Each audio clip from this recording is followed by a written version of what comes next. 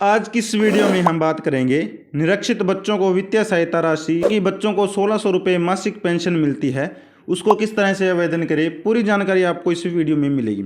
जैसे कि आपने देखा होगा, किसी परिवार में अगर महिला विधवा हो जाती है तो उसे हरियाणा सरकार द्वारा विधवा पेंशन मिलती है। इसके साथ साथ जो उनके बच्चे हैं जिनकी आयु 18 वर्ष से कम है, उनको भी हरियाणा सरकार द्वारा 1600 रुपये की पेंशन मिलती है, ताकि बच्चा अपनी पढ़ाई को सुचारू रूप से कर सके, अपने खर्च को अपना उठा सके। अब बात कर लेते हैं इसके आवेदन किस तरह से करें और आवेदन करने के लिए क्या क्या दस्तावेज है। सबसे पहले दस्तावेज है माता और बच्चे का आधार कार्ड लगेगा। दूसरा दस्तावेज है माता और बच्चे की एक ज्वाइंट फोटो लगेगी। तीसरा डॉक्यूमेंट है मृत्यु प्रमाण पत्र।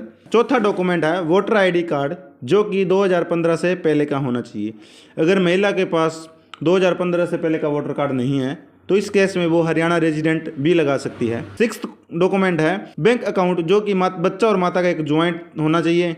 सातवां है एप्लीकेशन फॉर्म, जो कि कुछ इस तरह से होता है, उस पर सरपंच और या MC के साइन से उसे वेरीफाई करवा कर उस फार्म को लगाकर आवेदन करना है। तो आपको ये पेंशन अप्लाई करने के लिए सबसे पहले क्रोम ब्राउजर में सर्च करना होगा सरल हरियाणा।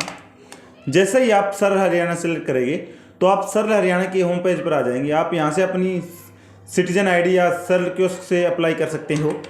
हम अपना कैप्चा डाल लेते हैं और सबमिट पर क्लिक करते हैं। जैसे ही आप सबमिट पर क्लिक हो तो आप सरल हरियाणा के लॉगिन पेज पर आ चुके हैं। यहाँ से आप अपनी ID लॉगिन कर चुके हैं। तो यहाँ पर आपको सबसे पहले अप्लाई फॉर सर्विस पर क्लिक करना है।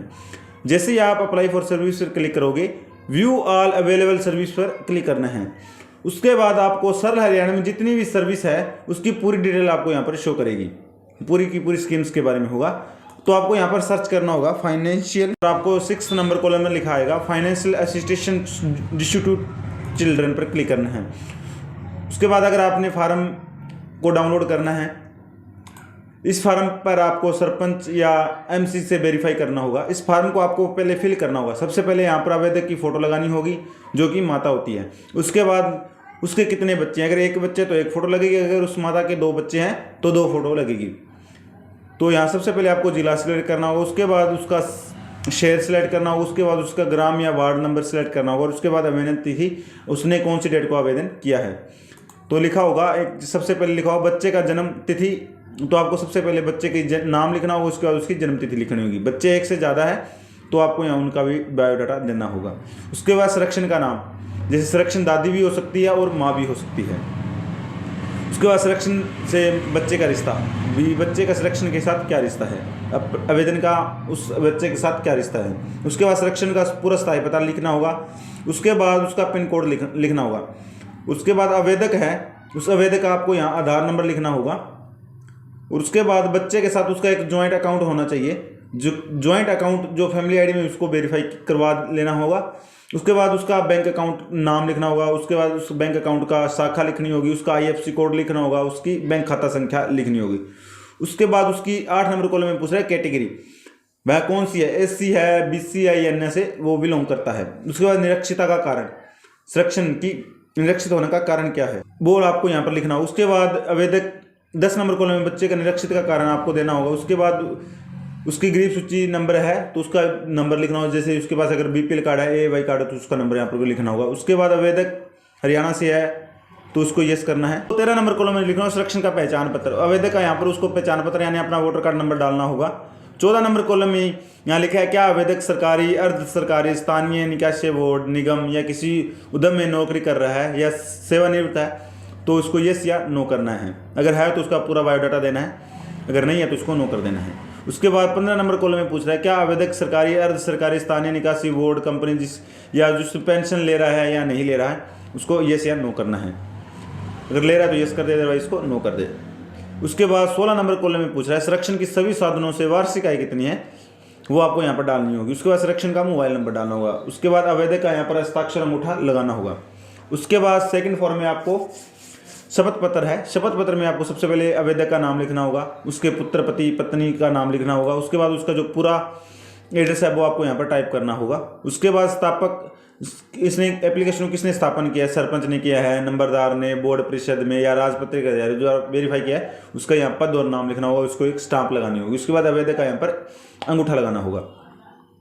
तत्पश्चात इस फॉर्म को फिल करके और जितने भी हमने डॉक्यूमेंट आपको स्टार्टिंग में बताए हैं उन सभी के एक फोटो कॉपी करवा कर और ये फॉर्म अटैच करके उसने जो अप्लाई किया है उसकी स्लिप लगाकर इस फॉर्म को अपने जिला समाज कल्याण विभाग में जमा करवाना होगा। उसके पश्चात आपका ये फॉर्म अप्रूव या रिजेक्ट उनके द्वारा कर दिया जाएगा। जैसे ही अप्रूव करते हैं तो आपकी नेक्स्ट मंथ से पेंशन आनी स्टार्ट हो जाएगी बच्चे की।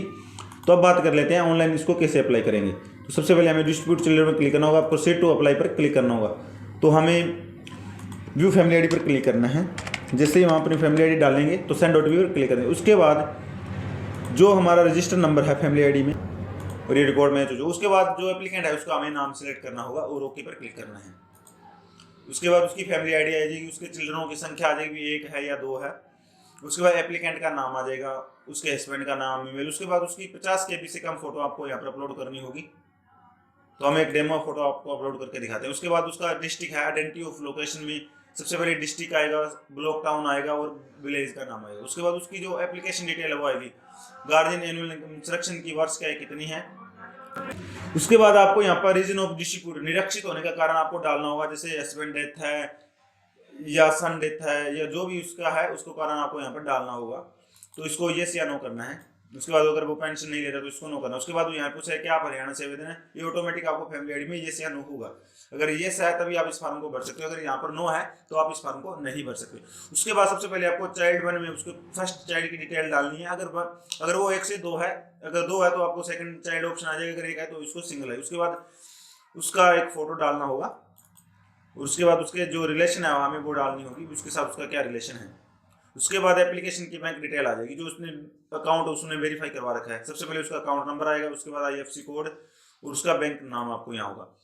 और प्री वेरिफिकेशन डिटेल में उसके जो आपने वार्ड मेंबर से MC से साइन करवाए, सरपंच से साइन करवाए वो आए। उसके बाद उनका हमें नाम डालना होगा और आई एग्री पर क्लिक करना है। उसके बाद आपको इसको वेरीफाई करना है और सबमिट पर क्लिक करना है।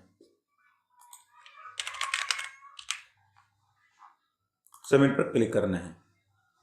जैसे ही आप सबमिट पर क्लिक करोगे तो आपके द्वारा जो जानकारी दी गई वो आपको यहाँ पर शो कर जाएगी। अगर आपको लगता है कि आपने गलत जानकारी दे दी है या कुछ कमी रह गई है तो आप इसको एडिट कर सकते हो। उसके बाद आप उसे एडिट करके दोबारा अप्लाई कर सकते हो। अटैच एनेक्स पर अगर आपको लगता है कि आपने दोबारा फॉर्म भरा सारा कुछ ओके है, इसमें कोई कमी है, तो आप अटैच एनेक्स पर क्लिक करना है। अटैच एनेक्स पर आप सबसे पहले हरियाणा रेजिडेंट प्रूफ अपलोड करना होगा। इस केस में अगर आपके पास हरियाणा रेजिडेंट नहीं है तो आप 2015 से पहले का वोटर कार्ड लगा सकते हो। उसके बाद proof of date of birth में चाइल्ड फर्स्ट का डालना होगा, उसका बर्थ सर्टिफिकेट डाल सकते हो, इसका स्कूल का रिकॉर्ड डाल सकते हो। और 3rd नंबर कॉलम में आपको दिखाएगा अदर डॉक्यूमेंट्स में आप डिस्ट्रीब्यूट सर्टिफिकेट डाल सकते हो। अगर जैसे किसी की डेथ हुई है तो आप यहाँ पर डाल सकते हो, कोई दिव्यांग है तो भी आप यहाँ पर डाल सकते हो। उसके बाद स्कैन्ड एनेक्स प्री वेरिफिकेशन आपको फाइल है जो आपको सर्वर साइन करनी है वो आपको यहाँ पर अपलोड करनी है। हम आपको डेमो अपलोड करके दिखाते हैं।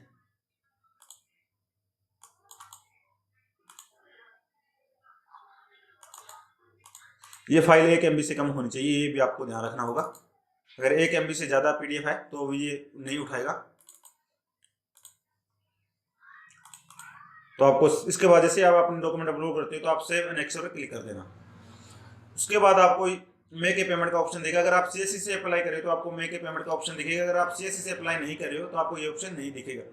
उसके बाद जैसे ही आप इसकी मेक ए पेमेंट करते हो तो आपको इसकी एप्लीकेशन नंबर आपको मिल जाएगा, जहाँ से आप इस एप्लीकेशन का प्रिंट आउट लगाकर उस फॉर्म के साथ आपको इसमें अपने बोर्ड में जमा करवाना होगा। सबसे पहले आपको यहाँ पर सरल ID दिखेगी, उसके बाद उसकी जो है बायोडाटा आपको यहाँ पर सारा पूरा शो कर जाएगा। अगर आप इस फॉर्म का स्टेटस चेक करना चाहते हो तो इसको कॉपी कर लेना और ई दिशा पर उसका स्टेटस चेक कर सकते हो। तो सबसे पहले आपको एप्लीकेशन नंबर दिखेगा, उसके बाद सरल ID दिखेगी जिस ID से आपने अप्लाई किया है। उसके बाद आपकी एप्लीकेशन डेट आपको यहाँ पर शो करेगी। उसके बाद आपने जो सर्विस ली है उसका नाम यहाँ पर शो करेगा। उसके बाद जिससे आवेदन किया उसके आवेदन का नाम यहाँ शो करेगा। उसके बाद आपने जहाँ से इस फॉर्म को ऑनलाइन किया था उसकी लोकेशन आपको शो करेगी। उसके बाद आप इस एप्लीकेशन का स्टेटस जान सकते हो, जैसे इसका सर्टिफिकेट है issue with the social justice pension ID, जैसे उसकी पेंशन ID आपको यहाँ पर शो कर गई। उसके बाद उसका जो लास्ट अपडेट था वो कब हुआ था, उसका लास्ट टाइम 22/2/2024 को हुआ था। तो इस तरह से आप घर बैठे भी इस एप्लीकेशन को लगा सकते हो।